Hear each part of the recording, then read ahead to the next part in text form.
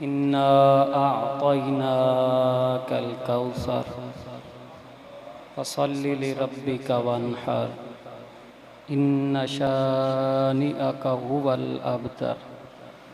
آمنت باللہ صدق اللہ مولانا العظیم وصدق رسولہ النبی الکریم الامین۔ الصلاة والسلام علیک یا سیدی یا رسول اللہ وعلی آلک واصحابک یا خیر خلق اللہ۔ مولاي صل وسلم دائما ابدا علی حبیبک خیر الخلق کلہم۔ حاضرین گرامی قدر، قربانی کا دن نزدیک آ رہا ہے۔ 10 ذی الحج کو اہل اسلام قربانیاں پیش کرتے ہیں۔ اس سال بھی اللہ رب العزت جنہیں توفیق عطا فرمائے گا وہ اپنے مال کا ایک مخصوص حصہ راہ خدا میں قربان کریں گے۔ اور کون سے جانوروں کو ہم قربان کر سکتے ہیں اور کون سے وہ جانور ہیں جن کی قربانی جائز نہیں ہے؟ پہلی تو ہم یہ دعا کریں کہ اللہ رب العزت ہم سب کی قربانیوں کو قبول فرمائے، عند اللہ مقبول ہو، رد نہ کی جائے۔ اللہ رب العزت نے اپنے حبیب جناب احمد مجتبی محمد مصطفیٰ علیہ تحیۃ والثناء آپ کو مخاطب ہو کر ارشاد فرمایا، انا اعطیناک الکوثر، بے شک ہم نے اے حبیب آپ کو کوثر عطا کیا۔ حضرت عبداللہ ابن عباس رضی اللہ تعالی عنہما اس کی ترجمانی کرتے ہیں، مفسر قرآن ہیں، وہ جنہوں نے تفسیر قرآن رسول اللہ صلی اللہ علیہ وسلم سے سیکھی۔ لفظ الکوثر کی تفسیر کرتے ہوئے فرماتے ہیں والخیر الکثیر کلہ، کہ اللہ رب العزت نے ارشاد فرمایا حبیب ہم نے آپ کو عطا فرما دیا کیا الخیر الکثیر کلہ، سب قسم کی بلائی اور ہر قسم کی خیر و برکت ہم نے تجھے عطا فرما دی۔ اس کا دائرہ کار بہت وسیع ہے، بعض نے کہا ہے نہر کا نام ہے، بعض نے کہا ہے حوض کا نام کوثر ہے۔ بہرحال اپنے اپنے اقوال کو پیش کیا ہے مفسرین و محدثین محققین نے، لیکن ہم محققین کے امام مفسرین کے پیشوا حضرت سیدنا عبداللہ ابن عباس رضی اللہ تعالیٰ عنہما جو حضور علیہ السلام کے صحابی بھی ہیں اور چچا زاد بھائی بھی ہیں، ان کا قول بطور تفسیر کے ہم لے رہے تھے کہ کوثر کا مطلب ہوتا ہے والخیر الکثیر کلہ، کہ ہر معاملے میں ہر لحاظ سے جو خیر و خوبی اور اس کا کمال ہے وہ اللہ نے اپنے حبیب کو عطا فرما دیا۔ جس طرح اللہ حضرت نے لکھا نا انا اعطیناک الکوثر، ساری کثرت پاتے یہ ہیں، ٹھنڈا ٹھنڈا میٹھا میٹھا پیتے ہم ہیں پلاتے یہ ہیں، انا اعطیناک الکوثر، ساری کثرت پاتے یہ۔ رب ہے معطی یہ ہیں قاسم، رزق ہے اس کا کھلاتے یہ۔ رب ہے معطی یہ ہیں قاسم، رزق ہے اس کا کھلاتے یہ ہیں، انا اعطیناک الکوثر، ساری کثرت پاتے یہ ہیں۔ جس کا مطلب ہے ہمہ قسمی بلائیاں اور خوبیاں اور خیرات کی کثرت سے بھی آگے مبالغہ الکوثر کے اندر سمجھ آتا ہے کہ جہاں لوگوں کے حوالے سے ان کی سوچ اور سمجھ و فہم و فراست کے لحاظ سے وہ اپنے لحاظ سے کثرت کے اندر انتہا کو پہنچ جاتے ہیں، جہاں ان کی انتہا ہوگی وہاں نبی کو ملنے والی کثرت کی ابتدا ہوگی۔ یہ مطلب ہوتا ہے والخیر الکثیر کلہ۔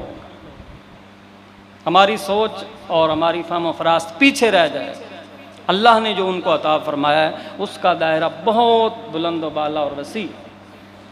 بہرحال مختصراً عرض کر رہا ہوں، فرمایا انا اعطیناک الکوثر، تو یہ انعام خداوندی کا بیان ہے جو رسول اللہ صلی اللہ علیہ وسلم کو بالخصوص عطا کیا گیا۔ اور اس کے بعد ارشاد فرمایا اسی صیغہ تخاطب کے اندر فصلی لربک وانحر، کہ اپنے رب کو راضی کرنے کے لیے نماز پڑھیے اور نحر کیجئے، قربانی کیجئے، اس کا مطلب آتا ہے۔ یعنی اللہ رب العزت پہلے عطا فرماتا ہے، پھر اس نعمت پر شکر کا مطالبہ کیا جاتا ہے۔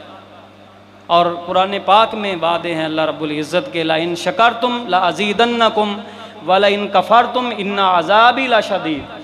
اگر تم قسم ہے شکر کرو گے میرے انعامات کا، لَأَزِيدَنَّكُمْ میں تمہیں انعامات میں اضافہ دے دوں گا، وَلَإِن كَفَرْتُمْ اور قسم ہے اگر تم ناشکری کرو گے، اِنَّ عَذَابِي لَشَدِيدٌ تو بلا شبہ میرا عذاب بھی بہت سخت۔ فَصَلِّ لِرَبِّكَ اپنے رب کو راضی کرنے کے لیے نماز پڑھیے، وانحر اور قربانی کیجئے، اِنَّ شَانِئَكَ هُوَ الْأَبْتَرُ جو تیرے دشمن ہیں ان کا نام و نشان مٹ جائے گا، ان کا کچھ باقی نہ رہے گا۔ ابتر وہ ہوتا ہے جس کے باقیات نہ ہوں۔ انہوں نے نبی علیہ السلام کو یہ کہا تھا جب آپ سرکار صلی اللہ علیہ وسلم کے صاحبزادگان کا وصال ہوا، تو اس میں تو ایک حکمت اور تھی لیکن وہ اس کو سمجھ نہ سکے چونکہ وہ نبی نہیں مانتے تھے، لیکن یہ ہے کہ انہوں نے اس وقت نبی علیہ السلام کو نعوذ باللہ ابتر کہنا شروع کر دیا کہ جس کی نسل ختم ہو جائے۔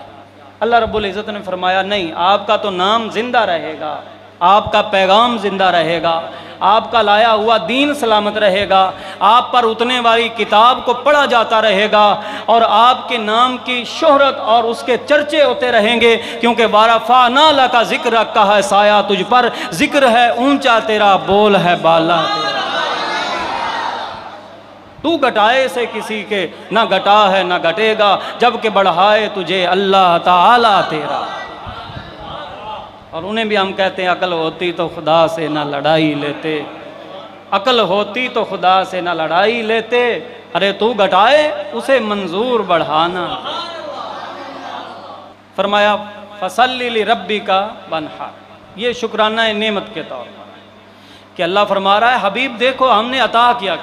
اب اس کا بھی میں پہلے عرض کر چکا ہوں دائرہ بہت وسیع ہے، اس خیر کثیر جو کلی لحاظ سے حضور علیہ الصلوۃ والسلام کو اللہ رب العزت نے عطا فرمائی، اور پھر ساتھ وعدہ کر دیا کیا وَلَلْآخِرَةُ خَيْرٌ لَكَ مِنَ الْأُولَىٰ، کہ حبیب ہر بعد والی گھڑی تیرے لیے پہلی سے بہتر اور افضل ہو، اور ساتھ وعدہ فرما دیا وَلَسَوْفَ يُعْطِيكَ رَبُّكَ فتردہ، ان قریب آپ کا رب آپ کو اتنا اور عطا فرمائے گا، اتنا عطا فرمائے گا فتردہ کہ حبیب آپ راضی ہو جائیں۔ دیکھو یہ کمال مصطفیٰ ہے، یہ عظمت مصطفیٰ ہے، یہی شان مصطفیٰ ہے۔ ہم کہتے ہیں لوگو دیکھو آدم علیہ نبینا علیہ الصلوۃ والسلام سے لے کر عیسیٰ روح اللہ کلمۃ اللہ تک آنے والے جتنے بھی انبیاء و مرسلین ہیں، ذوات طیبات ہیں، نفوس قدسیہ ہیں، چاہے عظیم ملائکہ ہی کیوں نہ ہو جائیں، چاہے جنات میں سے بڑے بڑے ہو جائیں اللہ کے ماننے والے، لیکن ساری کے ساری مخلوق کا حال یہ ہے کہ وہ اللہ کو راضی کرنے کے در پہ ہے۔ اللہ فرماتا ہے حبیب تیرا رب تجھے اتنا دے گا کہ تو راضی ہو جائے۔ زہ عزت و اطلاع محمد کہ ہے عرش حق زیر پائے محمد، خدا کی رضا چاہتے ہیں دو عالم، خدا چاہتا ہے رضائے محمد۔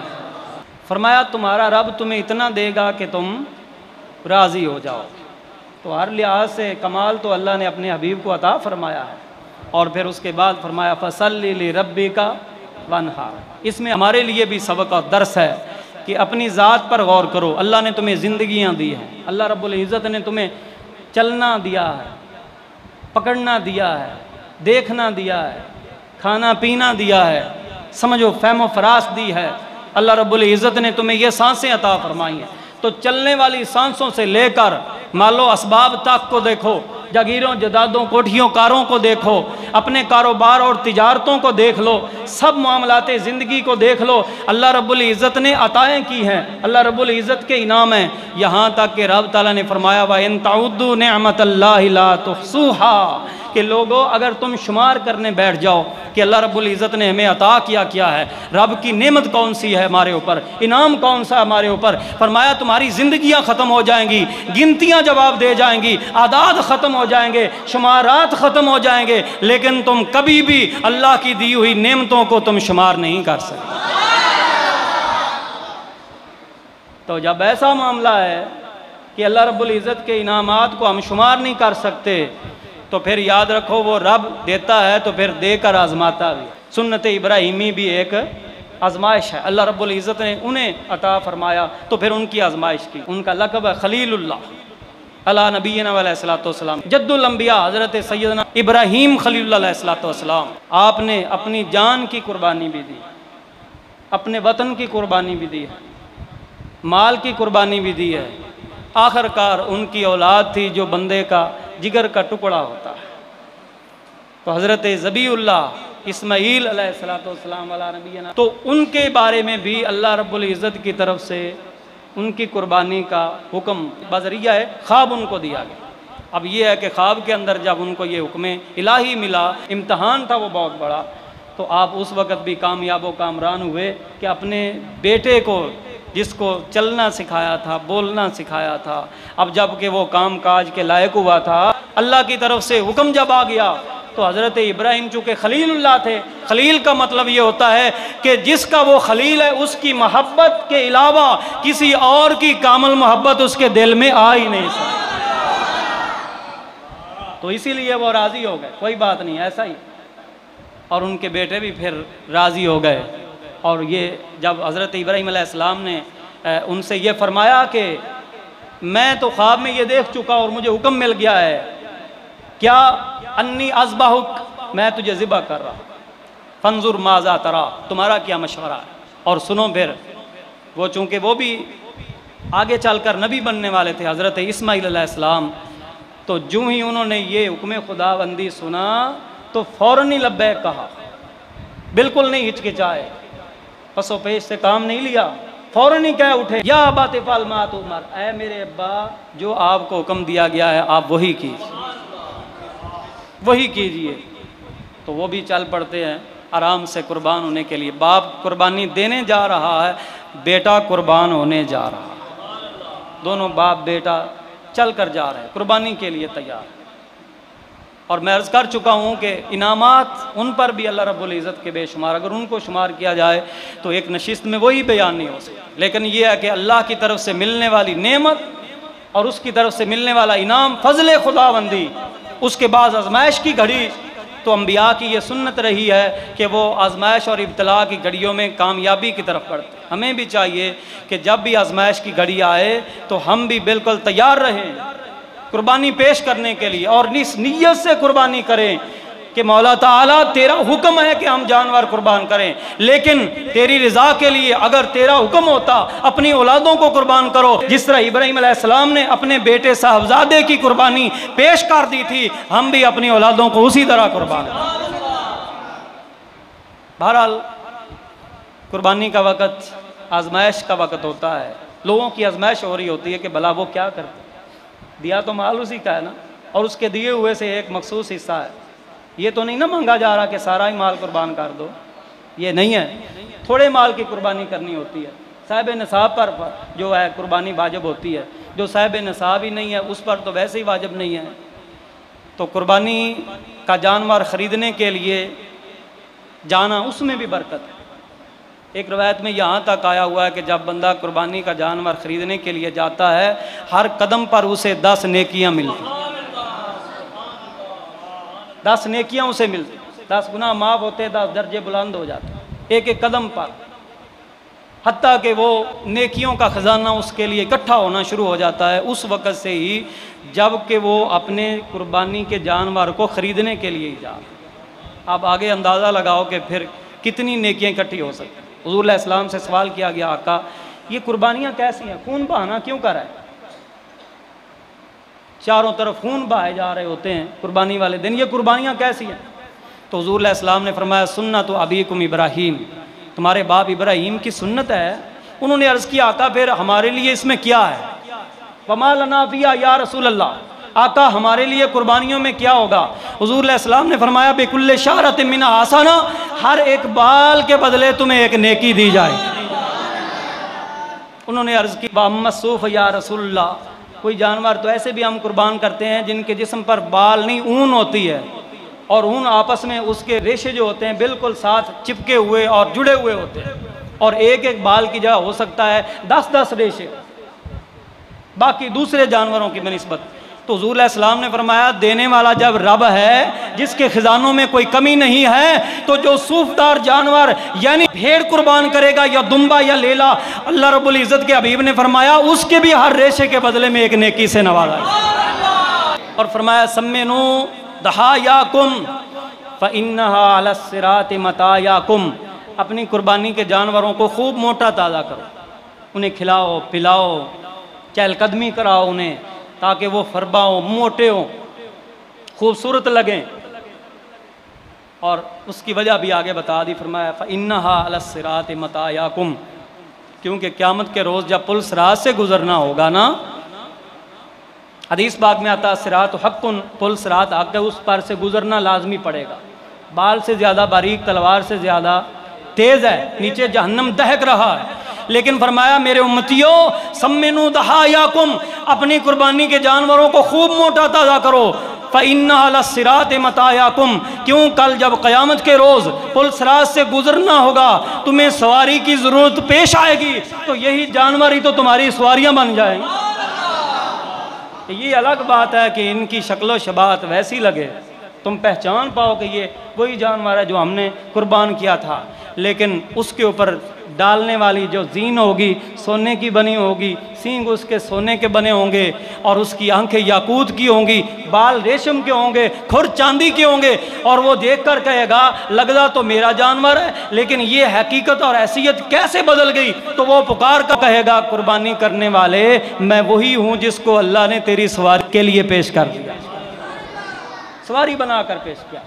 تو اس لیے فرمایا سمنو ضحایاکم، اپنی قربانی کے جانوروں کو خوب موٹا تازہ کیا کرو، خوبصورت جانور تلاش کیا کرو، اچھائی ڈھونڈا کرو، جو حسن جانور میں متعین ہو ہر کسی کے عرف کے لحاظ سے، وہ خوبی اور حسن اس جانور میں تلاش کرے۔ جس طرح کہ ایک حدیث میں آتا ہے ضحیٰ رسول اللہ صلی اللہ علیہ وسلم بکبشین اقرنین املحین موجوعین، کہ حضور علیہ السلام نے ایک آدمی بھیجا صحابہ کرام میں سے، اور اسے حکم دیا کہ 2 بکرے لے کر آ، اور 2 بکرے کیسے لے کر آ؟ اقرنین، جس کے سینگ ہو، املحین، سیاہ اور سفید اس کا رنگ ہو۔ ایک حدیث میں اس کی وضاحت بھی آئی ہوئی ہے، یاکل فی سواد وینظر فی سواد یبرک فی سواد ویمشی فی سواد، پاؤں اس کے سیاہ ہونے چاہیے، منہ جس سے کھاتا ہے سیاہ ہو، آنکھیں جہاں سے دیکھتا ہے اس کے گول سیاہ ہلکے ہوں، اور جس جگہ کو زمین کے اوپر لگا کر بیٹھتا ہے وہ جگہ بھی اس کی سیاہ، یبرک فی سوادن، ایسے بکرے لے کر آؤ۔ تو پھر نبی علیہ السلام نے ان کو ذبح کیا، اور پھر ان کے اندر ایک صفت مزید ساتھ ہے کہ موجوعینی، جو خسی ہوئے ہوا، اور ظاہر ہے بکروں کا حال یہی ہوتا ہے کہ ان کو خسی کیا جائے تو پھر وہ خوب فربا ہوتے ہیں، موٹے ہوتے ہیں، ان کے حسن میں اضافہ ہوتا ہے، گوشت بھی ان کا نفیس اور لذیذ بن جاتا ہے۔ تو اس حوالے سے بھی یہ صفت بہت اچھی ہے جس کو سراہا گیا، خود نبی علیہ السلام نے پسند کیا ہے، یعنی صفات کا بیان اور اس کو فربا موٹا کرنا، یہ دونوں چیزیں ثابت کر رہی ہیں کہ اپنے قربانی کے لیے پیش کرنے والے جانوروں کو خوبصورت ترین ہونا چاہیے، کیونکہ اگر ہم نے نیکی کو حاصل کرنا ہے تو نیکی کب حاصل ہوتی ہے؟ فرمایا لن تنالوا البر حتی تنفقوا مما تحبون، رب تعالیٰ فرماتا ہے ہرگز بھی تم نیکی نہ پا سکو گے جب تک کہ تم خرچ کرو اپنے مالوں میں سے ان چیزوں کو مما تحبون جنہیں تم پسند کرتے ہو، جنہیں تم اچھا جانتے ہو۔ تو اچھائی جس میں ہو وہ لینا چاہیے۔ آخر میں عرض کر دوں کہ قربانی کے لیے کون سے جانور لگتے ہیں، تو اونٹ کی قربانی دینی چاہیے۔ نہر کا مطلب ہوتا ہے اونٹ قربان کرنا۔ بعض لوگ کہتے ہیں جو بھینسا ہے اس کی قربانی مسنون نہیں ہے، مسنون نہیں ہے، یعنی رسول اللہ صلی اللہ علیہ وسلم نے اسے ذبح نہیں کیا۔ اس کی وجہ خاص یہ ہے کہ عرب کے علاقوں میں آج بھی جا کر دیکھ لو کہ یہ جانور جو ہے جسے ہم بھینس یا بھینسا کہتے ہیں، یہ ان علاقوں میں پایا ہی نہیں جاتا۔ باقی یہ ہے کہ بکر کا ذکر ہے، بکرا کا معنی یعنی اردو میں جب اس کا ترجمہ ہم کرتے ہیں تو اس کا معنی کیا کر لیتے ہیں؟ گائے، ورنہ حقیقت یہ ہے کہ لفظ بکرا کا جو معنی ہے نا، یہ اس میں جنس کے طور پر آیا ہے، اور اس کے تحت جو انواع ہیں ان سب کو یہ شامل ہے۔ لغت کے ماہر جتنے بھی ہیں جو عربی الفاظ کا مطلب بیان کرتے ہیں، انہوں نے سب نے اس بات کو مانا ہے کہ الجاموس نوع من البقر، کہ جو بھینس یا بھینسا ہے جسے بکر یا بکرا عربی میں کہا جاتا ہے اس کی ایک قسم ہی ہے، لہذا اگر مطلق بکر اس کی قربانی جائز ہے تو اس کی جو دوسری نوع ہوگی اس کی قربانی بھی جائز ہے، کیونکہ ہم اپنی طرف سے تعین نہیں کر سکتے۔ عرب کے اندر لفظ بکرا یا بکر کا معنی کیا ہوگا ہم نے یہ دیکھنا ہے، اور عرب کی لغت کے ماہرین جو ہیں، لغت جاننے والے، وہ اس بات پر اتفاق کر چکے ہیں، جسے ہم بھینس یا بھینسا کہتے ہیں، نوع من البقر، کہ وہ گائے کی ہی ایک قسم. تو لہذا ایک قسم جسے ہم گائے کہتے ہیں اس کی قربانی جائز ہے، تو دوسری قسم اسی کی ہے جسے ہم بھینس یا بھینسا کہتے ہیں، تو اس کی قربانی بھی جائز ہونی چاہیے. کیونکہ یہ تو وہ خود ہی مانتے ہیں کہ حدیث سے ثابت ہے گائے کی قربانی ہے. ہم کہتے ہیں لفظ گائے تو اردو کا لفظ ہے یار، عربی میں بتاؤ جس کی قربانی جائز ہے، تو وہ لفظ بقرہ جس کا معنی ہم گائے کرتے ہیں وہ آئے گا. لیکن اس کی دوسری قسم سے تم اعراض نہیں کر سکتے. کیوں؟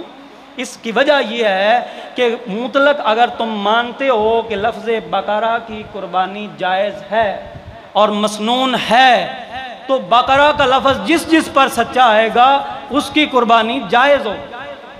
پھر وہ اعتراض کرتے ہیں کہ نیل گائے پر، تو ہم کہتے ہیں اس پر یہ سچا نہیں آتا کیونکہ وہ وحشی جانور ہے. اسی طرح بعض لوگ کہتے ہیں کہ اگر قیاس کرتے ہو تم بھینس کی قربانی جائز قرار دو تو پھر ہرن کا گوشت بھی حلال ہوتا ہے، تو ہرن کو اس کی بھی قربانی دو. ہم کہیں گے نہیں دے سکتے. کیوں؟ اس کا دار و مدار قیاس پر نہیں ہے. یہ مسئلہ اچھی طرح جان لو کہ جو جانور ہم نے قربان کرنے ان کا دار و مدار قیاس پر نہیں ہے. ہم اپنے قیاس سے نہیں کہہ سکتے فلاں جانور کی قربانی دو، بلکہ اس کے لیے ہمیں دلیل اور عبارت نص کی چاہیے قرآن و سنہ سے. وہ بھی یہ کہتے ہیں کہ قرآن و سنہ سے ثابت ہے اونٹ کی قربانی، جسے ہم اونٹ کہتے ہیں، لفظ ابل عربی میں اس کے لیے آیا. اور گائے کی قربانی جسے ہم گائے کہتے ہیں، لفظ بقرہ اس کے لیے قرآن میں آیا ہوا ہے. اسی طرح غنم کی قربانی جس میں دو جن سے وہ خود مانتے ہیں، ایک ماز ہے دوسری دان ہے. ماز کا مطلب بالوں والی، دان کا مطلب ہوتا ہے اون والی. تو اگر بالوں والی اون والی دو جن سے دو نوعوں کے اوپر لفظ غنم کا صدق وہ خود مانتے ہیں، تو پھر گائے اور بھینس پر لفظ بقرہ کا صدق بھی انہیں ماننا چاہیے. ہم یہ کہتے ہیں کہ دیکھو نا، غنم ہے نا جس کا معنی بکری ہم کرتے ہیں، تو بکریوں کی جنس کی دو قسمیں ہوتی ہیں. ایک وہ جو جن کے جسم پر بال ہوتے ہیں جسے ہم بکرا بکری کہتے ہیں. دوسری جنس وہ ہے جس کے جسم پر بال نہیں بلکہ اون صوف ہوتی ہے، جسے بھیڑ یا مینڈا یا کہ دمبا لیلا ہم کہتے ہیں، ہماری بولی میں کہتے ہیں. تو دو نوعیں تو ایک جنس کے تحت انہوں نے بھی مان لی نا، بکری بکرا اور بھیڑ دمبا. ایسے ہی بالکل لفظ بقرہ کے تحت دو انواع کو ماننا پڑے گا، کیونکہ ایک نوع جسے ہم گائے کہتے ہیں وہ بھی ایک نوع ہی ہے، اور دوسری نوع جسے ہم بھینس یا بھینسا کہتے ہیں وہ بھی اسی کی نوع ہے. اور اس کی ایک بہت بڑی دلیل ہے میرے پاس. وہ پتہ کیا ہے؟ ہم جب انہی سے پوچھتے ہیں کہ حضرت جو بھینس یا بھینسے کی قربانی کو ناجائز قرار دیتے ہو، ذرا بتاؤ کہ گائے جسے ہم کہتے ہیں اس کی زکوٰۃ پڑتی ہے تو کتنی گائیوں پر زکوٰۃ میں ایک بکری دینی پڑتی ہے، اور کتنے اونٹ ہوں تو پھر زکوٰۃ دینی پڑتی ہے؟ تو وہ بیان کرتے ہیں 30 ہوں تو پھر اس میں ایک بکری زکوٰۃ کے طور پر دینی پڑتی ہے. پھر ہم اگلا سوال کرتے ہیں کہ حضرت اب بتائیے، کسی کے پاس گائیاں نہ ہوں، بھینس اور بھینسیں ہوں، تو کیا ان کی زکوٰۃ پڑے گی یا نہیں؟ تو وہ خود کہتے ہیں جس طرح کی زکوٰۃ لازم ہوتی ہے گائیوں پر، اسی عدد کے طور پر اگر بھینس یا بھینسیں ہوں تو ان کی زکوٰۃ پڑتی ہے. تو اگر زکوٰۃ میں وہ بھی رائے خدا میں دینا ہوتا ہے. اگر زکوٰۃ میں بھینس اور بھینسے کا حکم وہی ہے جو جسے ہم گائے کہتے ہیں، اس کا حکم اس پر جاری ہوگا، تو قربانی بھی رائے خدا میں دینا ہوتا ہے. اس میں بھی جسے ہم بھینس بھینسا کہتے ہیں اس کا حکم وہی ہونا چاہیے جو کہ حکم گائے کا بتایا جائے. بات سمجھ آ گئی؟ یہ بہت بڑی دلیل ہے اس بات کی کہ بھینس اور بھینسا جو ہے اس کا حکم وہی بنتا ہے جو گائے یا بیل کا بنتا ہے، کیونکہ زکوٰۃ اسی حساب سے دینی پڑتی ہے بھینس اور بھینسے کے اندر. یہ بہت بڑی دلیل ہے، اسے یاد رکھنا. باقی رہ گئی یہ بات کہ کچھ کہتے ہیں نیل گائے بھی تو گائے ہوتی ہے، ہرن بھی تو حلال ہوتا ہے. ان کے لیے میں یہ عرض کروں گا کہ جانوروں کی دو قسمیں ہوتی ہیں. ایک جانور وہ جو پالتو ہوتے ہیں، دوسرے وہ جانور جو وحشی جنگلی جانور ہوتے ہیں. نیل گائے جنگلی جانوروں میں شمار ہوتی ہے، اور ہرن بھی ہے وہ بھی جنگلی وحشی جانوروں میں شمار ہوتا ہے. یہ جو بھینس ہے اسے گھریلو پالتو جانور کہتے ہیں. بہیمۃ الانعام کا جو لفظ ہے اس کا معنی بھی اس کے اوپر سچا آتا ہے، یعنی بے زبان کھور والا جانور جس کا دودھ گوشت آپ استعمال کرتے رہتے ہیں اسے بہیمۃ الانعام کہتے ہیں. اور بھینس کا دودھ گوشت بھی استعمال کرنے میں انہیں کوئی پرابلم نہیں ہے، جب عام دنوں میں دودھ اور گوشت استعمال کرنے میں کوئی پرابلم نہیں ہے تو پھر اس کی قربانی دینے میں انہیں کوئی دقت دشواری نہیں ہونی چاہیے۔ اور اگر افضلیت کی طرف جائیں کہ مسنون نہیں ہے تو پھر میرا ان سے یہ سوال ہے کہ اللہ نے فرمایا فَصَلِّ لِرَبِّكَ وَانْحَرْ، حبیب اپنے رب کی رضا کے لیے نماز پڑھیے اور نہر کیجئے۔ نہر وانحر اس کا معنی ہے اونٹ قربان کرنا۔ تو فضیلت ہر کسی کو تب ملے گی جب پہلے سب سے وہ بکرے کی بجائے اونٹ کو تلاش کرے۔ اگر فضیلت کے در پہ ہے، سنت کی طرف جانا چاہتا ہے تو آؤ سنو، تیرے اور میرے آقا صلی اللہ علیہ وسلم نے حجۃ الوداع کے موقع پر جو قربانی دی تھی 63 اونٹ اپنے ہاتھ سے قربان کیے تھے، باقی کے 37 اونٹ حضرت مولا مشکل کشا شیر خدا حضرت علی رضی اللہ عنہ کو حکم دیا کہ علی یہ باقی کے اونٹ بھی میری طرف سے قربان کر دے۔ تو پورے 100 اونٹ تمہیں نظر نہیں آتے، بقرہ نظر آ گئی ہے۔ اور اگر ہم یہ سوال کریں کہ نبی علیہ السلام نے گائے ذبح کی ہو اس کی دلیل دو تو پھر کیا جواب ہوگا؟ پھر کیا جواب ہوگا؟ اونٹ کی تو دلیل ہم نے دے دی ہے کہ نبی علیہ السلام نے 1 2 نہیں 3 نہیں درجن نہیں 100 اونٹ قربان کیے۔ تو اگر فضیلت اور سنت کی شیدائی ہو اتنے زیادہ کہ گائے اور بھینس پر آ کر تمہیں سنت یاد آتی ہے تو اونٹ کی قربانی کر یار، تاکہ تجھے سنت نبوی کی ادا کرنے کا ثواب مل جائے۔ باقی فقہائے امت ہیں، ان سب کا یہ متفقہ فیصلہ ہے، مالکی ہوں، حنبلی ہوں، شافعی ہوں، حنفی ہوں۔ نشانہ ویسے حنفیوں کو بنایا جاتا ہے، لیکن میں آپ کو بتا دوں کہ سنیوں کے 4 امام ہیں۔ صرف سنیوں میں فقہ حنفی نہیں ہے، شافعی بھی سنی ہے، مالکی بھی سنی ہے، حنبلی بھی سنی ہے، حنفی بھی سنی ہے۔ ان سارے سنی فقہاء کا متفقہ فیصلہ ہے، سب کا اس بات پر اتفاق ہے کہ الجاموس نو من البقر، جیسے اس کے اندر زکوٰۃ پڑے گی وہ زکوٰۃ دینی پڑے گی، اسی طرح قربانی کے معاملے میں بھی اس کی قربانی جائز ہے۔ ہاں اگر کوئی بضد ہو کہ ہمیں حدیث دکھاؤ تو انشاءاللہ میں حدیث بھی دکھا دوں گا جس میں بھینس یا بھینسے کی قربانی کا ذکر ہوگا۔ اللہ رب العزت ہمیں عمل صالح کی توفیق عطا فرمائے۔